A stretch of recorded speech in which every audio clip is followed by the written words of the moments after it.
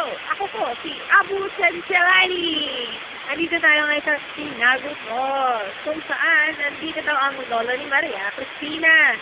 And nandito naman sa tabi natin si Mr. Randy. Randy, ano po masasabi mo sa waterfalls na nandito? Maganda siya, exotic siya. Pero, medyo tagunga siya, kaya nga tinago eh.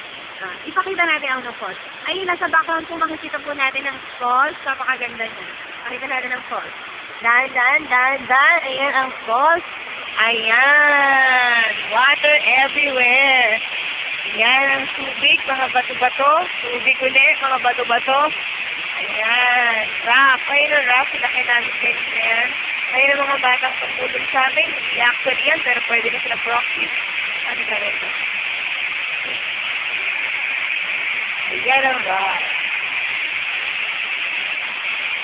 Yun ang spot.